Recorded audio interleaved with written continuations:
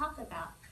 But after getting some feedback on it and listening to everyone else's TED Talk, I felt like it wasn't good enough. It wasn't enlightening enough. I felt it wasn't emotional enough. And I felt like it wasn't going to live up to anyone's expectations because, well, I guess everyone expects a good TED Talk.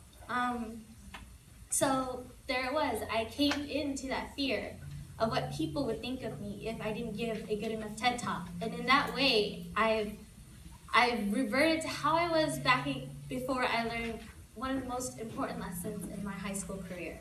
It was basically that you shouldn't worry about what other people think of you. You should do what you love to do and be who you want to be. Choose the career that you want to do, and you shouldn't let other people's opinions influence or dictate your actions. I felt that the issue I wanted to talk about was too petty. Felt that it wasn't enough, so here I am talking about this instead. I was afraid that others would not like it or it would quote-unquote be not well received. And it's this fear of what other people thought that's kept me back from doing so many things in my high school career. When I think back on it, I was afraid that being too clumsy, I was never really suited out for community service, or I was not outgoing enough. And after doing my college applications, I realized I hadn't done anything in my entire high school career. I barely did anything, actually. I was not active at all. And it was because I was too afraid to get out of my comfort zone, to go out and, just try new things, basically. I was always afraid of screwing up or messing up, or anything, really, to the point where I would just do what I knew I was well at. I wasn't ever going to try to find out if I could do something else better. And when I was little, I lived in a more Hispanic community, and so, stereotypically it was true. I was the top of my class. I was always number one. My parents used very Asian methods of teaching me to ensure that I would stay number one. And then I moved down to Garden Grove. And I was with people that have been with that Asian style of teaching for a very long time, and I was knocked down a couple pegs. And then I hit high school, and I further realized that I was not number one, and I just shrank back, and I felt like my need to appeal to people increased more significantly. I felt like I had to keep up my image of always being optimistic, happy-go-lucky, bright, intelligent.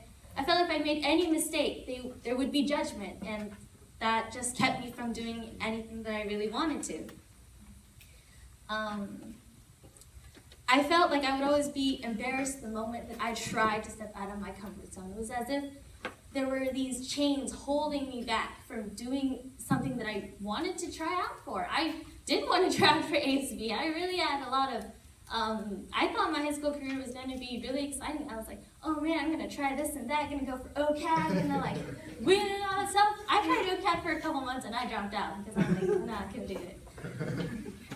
So, and then I realized, and I've tried throughout my high school career to break out and to actually put what people thought of me behind and to focus on what made me happy. I cut my hair short, sometimes a bit too short. I started wearing weird headbands to school, and I wear them every day now. I am pretty much open about my love for anime. I love anime. It's just, I tried my best, and yet this morning I caved in, and I didn't talk about what I wanted to talk about, because I was afraid that it wasn't going to be good enough. And so I really haven't learned my lesson. And I know it's something you've heard all the time, probably throughout multiple TED Talks, don't worry about what people think, it's not their life, it's yours. But how many of us really listen to that at the end of the day? Because we're always worried about what other people think of us. Nobody wants to be embarrassed or thought badly of. Everyone wants to have a good reputation. That's normal. But sometimes it's to the point where, are you making decisions for yourself, or are you making them for other people? Because at the end of the day, you're going to be lying on your deathbed, and you will be the last person that you see. When you think back on your life, you're going to think, did you do everything you wanted to do? Did you live without regrets? Because in my opinion, I think the happiest lives are those that are lived with the least amount of regrets. You've done everything you wanted to do. done everything that's made you happy. So don't worry about what people think of you. Don't let that fear hold you back from doing anything that you wanted. I did not want to take Calculus BC. I hate that class. I do not have fun at all. I don't like the teacher. I just don't. I wanted to take AP Stats. But the reason I took BC is because I was scared that a girl going from AP Calc and now to Stats, I thought that was gonna, people were gonna think I got stupid or something like that. So I took BC and now I am paying the price for it. But, so that's why. These have become regrets when I look back on my high school career that I could have prevented if I had just listened to myself and done what I wanted instead of worrying about what other people would have thought. So if you have someone you like, go confess to them. If you want to try new things, go do it. Just live for what is now and don't end up with regrets. If you want to do something, then just go do it. Don't worry about what other people might think or what they might say about you.